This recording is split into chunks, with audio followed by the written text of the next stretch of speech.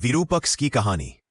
बहुत समय पहले त्रिलोक के बीचों बीच स्थित प्रकाशपुरी नाम का एक अद्भुत नगर था। यह नगर देवताओं, ऋषियों और दिव्य जीवों का मिलन स्थल था। वहीं जन्मा था एक असाधारण बालक विरूपक्ष।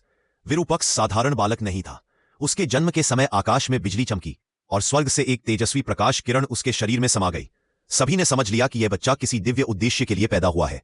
उसकी आंखें गहरी थीं, मानो उनमें संपूर्ण ब्रह्मांड का ज्ञान छिपा हो। लोग कहते थे जिसकी दृष्टि सत्य को देख सकती है वह या तो देव होगा या संहारक। बचपन में ही विरूपक्ष को ऋषि श्रोतक के गुरुकुल भेजा गया। वहां उसने वेद और पुराण, अस्त्र और शस्त्र, योग और ध्यान, प्राणी मनोविज्ञान सब में अद्वितीय महारत हासिल कर ली। उसका मन शांत था, परंतु उसकी शक्ति अग्नि जैसी प्रचंड। उसी समय अंधकार देव कूर्मासुर ने संसार में आतंक फैलाना शुरू किया। वह लोगों के मन में क्रोध और लोभ बोने लगा।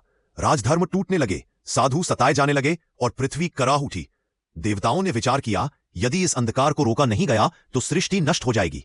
सभी ऋषियों ने एक स्वर में कहा, यह कार्य केवल विरूपक्ष ही कर सकता है। ऋषि श्रोतक ने विरूपक्ष को एक दिव्य शस्त्र दिया, दृश्यवेद। इस शस्त्र की विशेषता थी कि यह शरीर नहीं बल्कि जीव के भीतर छिपे असत्य और पाप को भेदता था। विरूपक्ष ने प्रण लिया, जब तक मनुष्य मात्र भय और अधर्म की बेड़ियों से मुक्त नहीं होगा, मैं विश्राम नहीं करूंगा। अंधकार के साम्राज्य अविद्यालोक में दोनों का महासंग्राम हुआ। कूर्मासुर के पास छाया सेना थी, पर विरूपक्ष की दृष्टि इतनी तेज थी कि वह उनके असली स्वरूप को पहचानकर उन्हें नष्ट कर देता।